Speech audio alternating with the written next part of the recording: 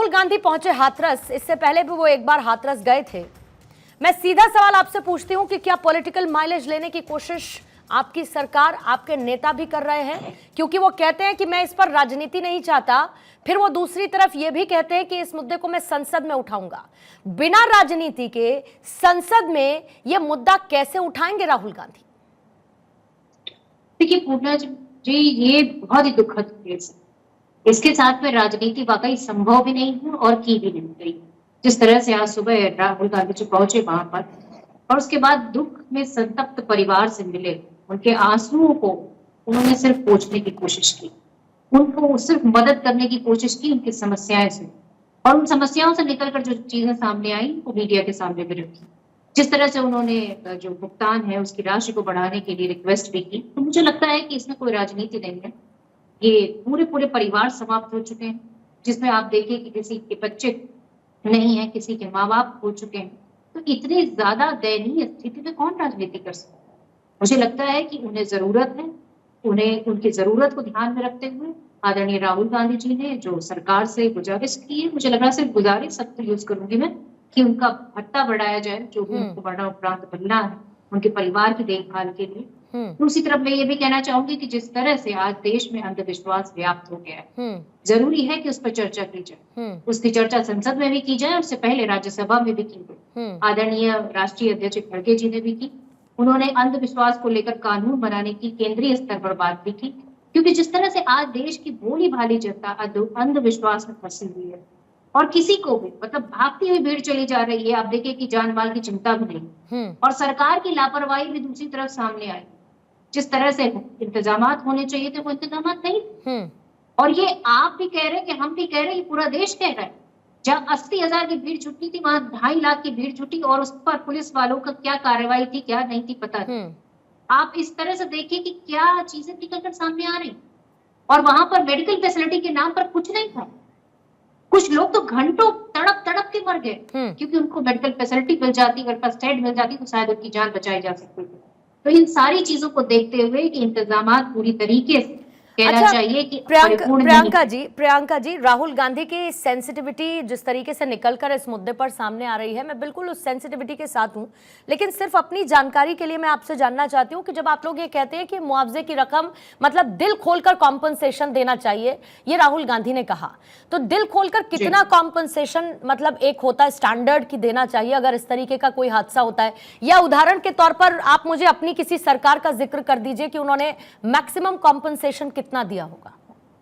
देखिए मैं राजस्थान की केस का जिक्र कर रही थी कि 50 लाख रुपए का मुआवजा भी उनको दिया गया, साथ में उनको उसके बच्चे को सरकारी नौकरी भी दी गई। तो मुझे लगता है कि ये कॉम्पनसेशन तो बनता है। जिन्होंने अपनों को खो दिया उनकी जिम्मेदारी कौन उठाए? जिन बच्चों के माँ बाप नहीं रहे होंगे या जिनकी माएँ नहीं रही होंगी, उनकी पढ़ाई लिखाई, उनका भविष्य कौन देखे? पूरे परिवार के परिवार तबाह हो चुके हैं, और मुझे नहीं लगता कि सरकार को पता नहीं है कि कितना मुआवजा पर्याप्त होता है और कितना नहीं होता। ठीक है, सरकार को इतनी समझ तो होगी, और इतनी समझ नहीं है तो मुझे लग रहा है अफसोस की बात। ठीक है, शिवम त्यागी इस वक्त हमारे साथ जुड़ चुके हैं। शिवम, एक चीज समझना चाहती हूँ आपका स्वागत करते हुए कि कॉम्पनसेशन की बात हो रही है कि भाई आपको कॉम्पनसेशन, क्या बीजेपी को नहीं पता, सरकार को उत्तर प्रदेश की नहीं पता कि कॉम्पनसेशन कितना जरूरी होना चाहिए? क्या विपक्ष की मांग आपको नाजायज नजर आती है? दूसरा, राहुल गांधी कहते हैं कि इस मामले में कोई राजनीति नहीं होनी चाहिए, लेकिन राजनीति दोनों तरफ से हो रही है। ये कहते हुए आगे बढ़ती हूं कि राहुल गांधी अगर ये कहते हैं कि मुद्दा संसद में उठाएंगे, तो संसद में ये मुद्दा उठने के साथ इस पर राजनीति नहीं होगी, ये कैसे मुमकिन है? देखिए, मुझे लगता है कि राजनीति की जहां तक बात है, अगर वो राजनीति नहीं करना चाहते तो वो तमिलनाडु भी जाते और उत्तर प्रदेश भी आते हैं। मैं मानता हूं कि घायलों के प्रति संवेदना सबको होनी चाहिए, चाहे वो भाजपा का विषय हो चाहे किसी और पार्टी का, सब इस देश के ही हैं। और जाहिर है इस तरह की स्थितियां जब बनती हैं तो हर किसी का दिल दुखता है, लेकिन आपका दिल सिर्फ और सिर्फ उत्तर प्रदेश के लिए दुखता है। लेकिन जब 65 लोगों की मृत्यु हो जाती है जहरीली शराब पीकर, और उनके स्टेट में हो जाती है जो लोग आपके इंडिया अलायंस के साथी हैं, स्टालिन के राज्य में होती है, आपकी इतनी हिम्मत और हैसियत नहीं उठी कि आप उठाकर उनको एक फोन करके ये कह दें कि भाई वहां बच्चों उनके साथ क्या हुआ, वहां लोगों के साथ क्या हुआ, वहां दलितों के साथ क्या हुआ, उनकी इतनी सी सुध ले ले।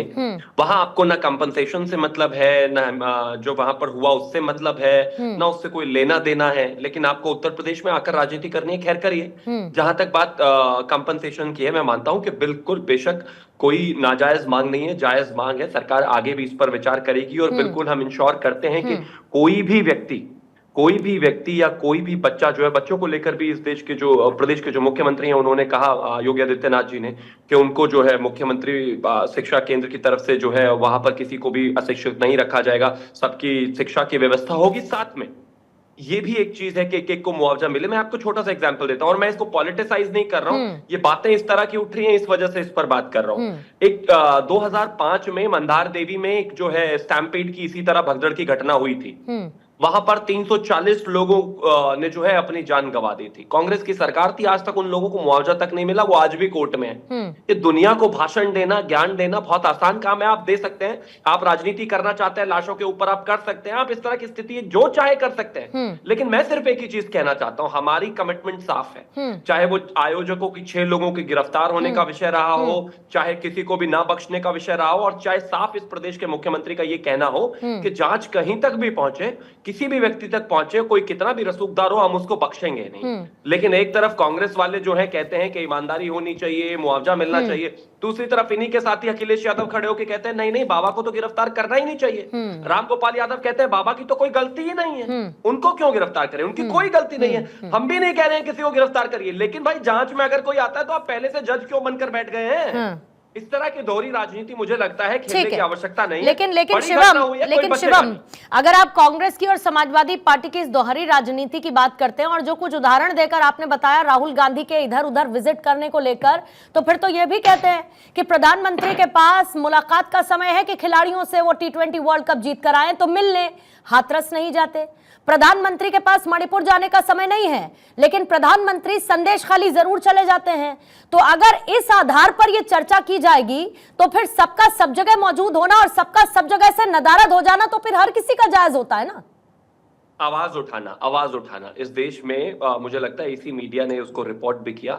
आदरणीय प्रधानमंत्री जी ने जो है हमारे जो मुख्यमंत्री हैं उनसे बात भी की, चीजों का संज्ञान भी लिया, उसको ध्यान में भी रखा, बात करके ये भी पूछा कि क्या स्थितियां हैं क्या नहीं है। इसके अलावा अगर मैं बात करूं तो जहां स्थितियां बाकी सब राज्यों की बनी, मैं तो कह ही नहीं रहा हूं कि आपको तमिलनाडु जाने की जगह है, और मैंने कहा भी नहीं इनसे, और मैं इनसे उम्मीद भी नहीं करता कि ये बंगाल के बारे में कहीं चले जाए। वहां पर मैं नहीं उम्मीद करता कि राहुल गांधी पश्चिम बंगाल में जाकर ममता बनर्जी के राज्य में कुछ कह सकते हैं या उनकी इतनी हिम्मत हैसियत है, मुझे पता है वो नहीं कर सकते। मैं ये भी जानता हूं कि इनकी इतनी भी हिम्मत हैसियत नहीं है कि ये तमिलनाडु जाकर उसके बारे में बात कर ले या वहां जाकर पीड़ितों से मिल ले। वहां के पीड़ितों को तो ये पीड़ित मानता ही नहीं है, लेकिन कम से कम उसके बारे में एक बेहतर जो आपकी अंडरस्टैंडिंग है इस देश को लेकर, उसके बारे में 2 शब्द तो बोल दीजिए।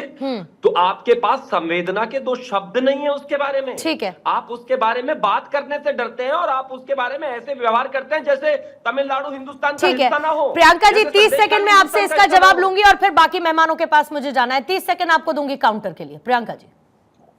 त्यागी जी से पूछना चाहती हूँ कि उत्तर प्रदेश की सरकार में 176 लोगों की मौत शराब पीने से हुई थी, कौन सा नेता आया था आपका यहाँ?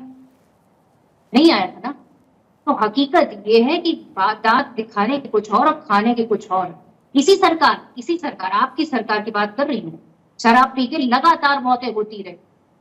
चिंता उस समय भी थी, चिंता तमिलनाडु की, लेकिन समस्या ये है कि आप लोग इसको राजनीति बना रहे।